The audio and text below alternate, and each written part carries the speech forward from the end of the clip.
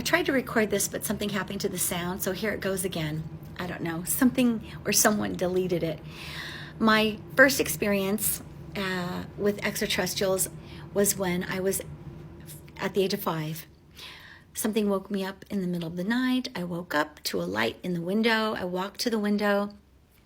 I saw 3 grays or ebens, and I had a conversation with them, and that was it. I didn't remember anything else. But the next morning, apparently I remembered quite a bit, because I filled in the details and shared this with my mother, who told me I was never to speak about it again. Okay, fast forward, living in this apartment. I forgot all about it. I was living in this apartment that was quite active as far as paranormal experiences go. I almost feel as though it was a portal. Here comes the 3, ebens, ETs again. We have this conversation that's completely telepathic, and then they proceed to exit in the form of 3 neon balls of light. I searched for the longest time and tried to research what those 3 neon balls of light were. I never could find them until recently. Like I said, everything that I experienced is now coming to the forefront and surfacing. It's not a secret anymore. And more people are stepping forward with their experiences as well. Okay, so I participated at the Tarzan Hypnosis Institute. They were holding studies for people who thought they might have been abducted or have had experiences with extraterrestrials. Okay, so they hypnotized me, and when I woke up, I wasn't fascinated or obsessed, but I wanted to know what I said. This is what they told me. I told them that where I'm from is a place called Arcturia. Okay, so now Arcturians, Pleiadians, all that is kind of coming out. It's become very well known to those who study ETs and ET history. I come from a place where all travel is done by thought, a place where there are 2 solar systems. And during that time, even the hypnotist, we try to do some research as far as like 2 solar systems and where they might, if there, was a, such a thing as having 2 solar systems somewhere in the universe. And yes, now we understand and know that there are places in the universe that, have 2 solar systems. Okay. Going back to my biological father not being my biological father, it was many, many years later that my mom told me she lost a fetus when she was pregnant with me. So she was not pregnant. And 3 months later, she felt ill. She went to the doctor, and they told her she was pregnant. Coincidence? I don't know. They also discovered that I was Rh negative. Only 15% of the world is Rh negative. That's interesting. They cannot seem to connect it to the Rhesus, the human Rhesus. I don't know a lot about it, but I just know that only 15% of the world is Rh negative, and it is not connected to humans, okay? During my hypnosis session, apparently I was able to meet my real father. He looked interesting. He looked like a man, kind of, in a mechanic's jumpsuit. That's all I can tell you. That was that experience, and it really would have come in handy to have a father here on this earth, because I have pretty much been on my own from the time I was 15. Anyway, back to the ET story.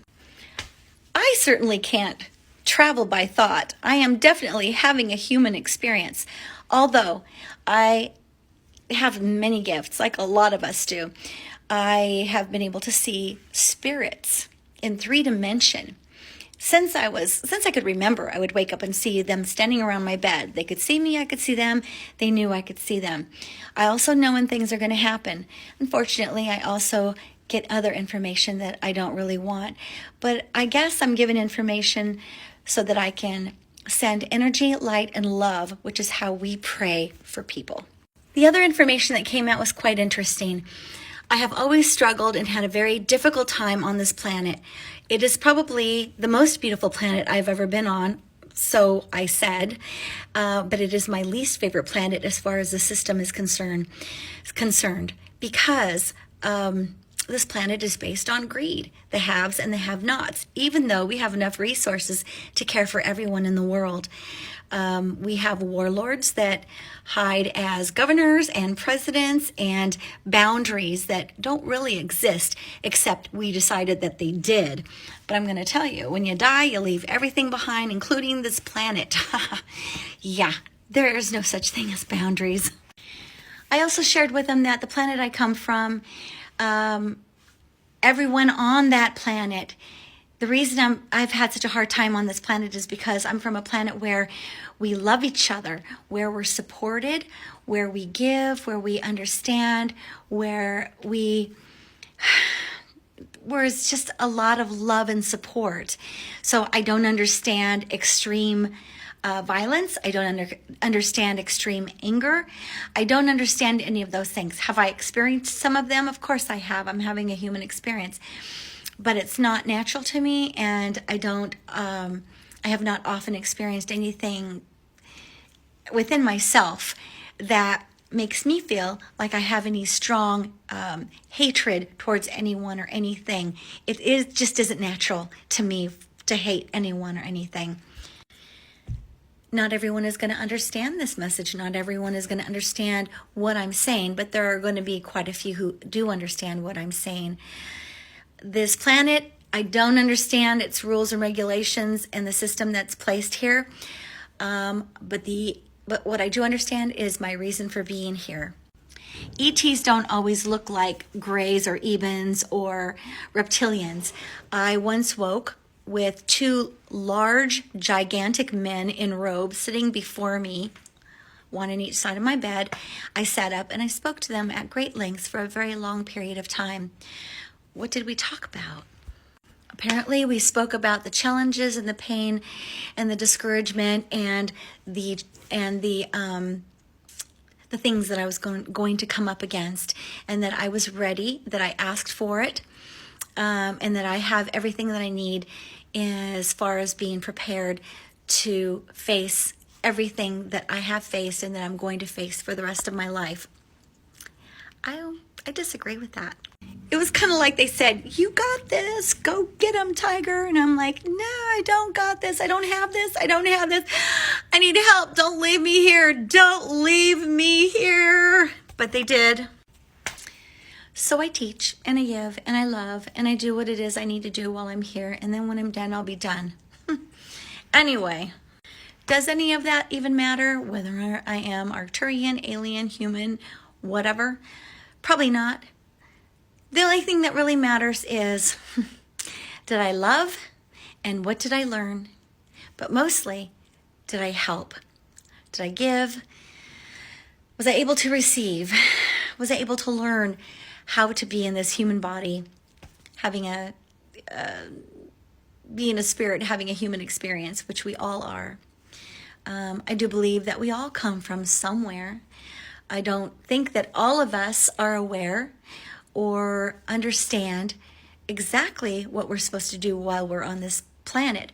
But I'm going to tell you that every single person, from the one who looks like he is impoverished and has nothing, to the very wealthiest person, has a role to play on this planet.